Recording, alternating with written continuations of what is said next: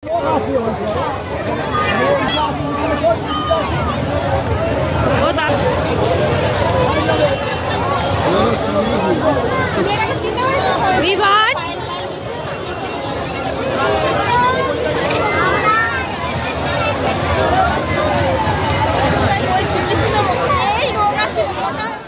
Hello everyone, welcome to my new blog. সবাইকে জানাই শুভ দুপুরে অনেক অনেক ভালোবাসা।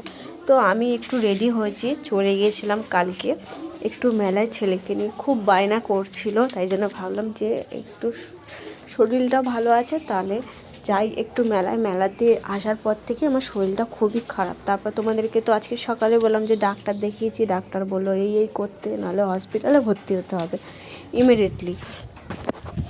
তো জানি না কেন আমার শরীরে এরকম হচ্ছে, কেন আমি জানি না।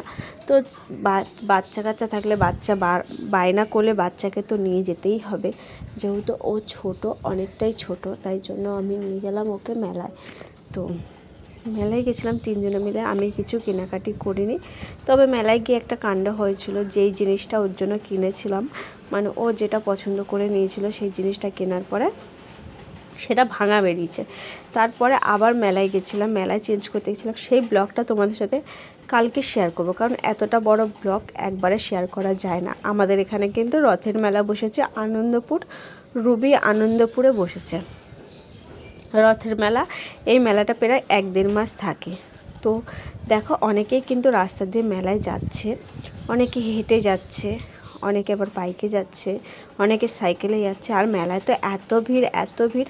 আর বন্দুকটা আমরা ঠিক মতন দেখতেও, মানে যে জিনিসটা কিনেছি আমি তো বলেই দিলাম তোমাদেরকে, বন্দুকটা কিনেছি সেই বন্দুকটা ব্যাটারি যে লাগানোর জায়গাটা, সেই জায়গাটা খারাপ। তো বন্দুকটা নিয়েছিল 500 টাকা। তো বন্দুকটা কিন্তু খুব ভালো একটা বন্দুক, খুব মানে যেরকম ভালো সেরকম দামও সেরকম নিয়েছে। তো ওর বন্দুক নিয়েছিল, আর একটা কি গাড়ি নিয়েছিল, আর নিয়েছিল আর কিছু কিনেনি, আর একটা আইসক্রিম কিনেছিল, আর তোমার একটা কী যেন একটা লজেসের মতন কিনেছে, আর একটু গাড়ি চড়েছে। তো আমাদের এখানে কিন্তু বেশি সময় লাগে না। তোমরা হয়তো ভাবছো ব্লগটা কিন্তু অনেকটাই বড়, অনেকক্ষণ লাগে, কিন্তু না, আমি স্কিপ করে করে নিয়েছি। চলে আসলাম ফাইনালি আমরা এই আনন্দপুরের মেলায়। আর দেখো মেলার কিন্তু এখান থেকে পার্কিং শুরু, মানে এখান থেকেই বাইক রাখা শুরু। বাইকে নিচ্ছে 20 টাকা। তো তোমরা যারাই আসো না কেন, ওরা কিন্তু অনলাইন পেমেন্ট নেয় না, ওরা ক্যাশ নেয় 20 টাকা। তো 20 টাকা খুচরো কিন্তু রাখবেই, ঠিক আছে। আর দেখো মেলায় ঢুকেই দেখো আমার ছেলে বলছে এইগুলো নেবো। আমি বলছি কেন এইগুলো নিবি, এগুলো তো তুই নিয়ে কী করবি, এগুলো তো ঘর সাজায়। কিন্তু সুন্দর জিনিসগুলো, খুবই সুন্দর। আর দেখো ফাইনালি মেলার ভেতরে ভিড় দেখো। আমি যে ভিডিও করবো ভালোভাবে, আমি ভিডিও করতেই পারছি না, এত ভিড় এত ভিড়। তারপর ছেলেকে বললাম ঘোড়া চড়, ও বললো না ঘোড়া চড়বো না। তারপরে বললো টয় ট্রেন চড়বো। তা আমি বললাম আমি তো ও তো একা বসতে পারবে না, আর ওর বাবাও বসবে না, আর আমার তো শরীরটা খারাপ, তাই জন্য আমিও চড়বো না। তাই জন্য ও বললো ঠিক আছে মা, তাহলে আমি এই গাড়িগুলো চড়বো। তাই জন্য দেখো দাঁতগুলো বার করে কিন্তু ওই গাড়িগুলো চড়তে শুরু করে দিল। ওর বাবাকে বললাম একটু ক্যামেরাটা ধরতে, ওর বাবা কেমনভাবে ক্যামেরাটা ধরেছে একটু দেখো। তো যাই হোক, সবার ধারে তো সব কিছু হয় না। আর ফাইনালি 50 টাকা করে নিল এই গাড়িগুলো চড়ার জন্য। আর ছেলেকে বসিয়ে দিলাম, ছেলে চড়ছিল, আর আমি একটু এদিক ওদিক ভিডিও ক্যামেরা করছিলাম।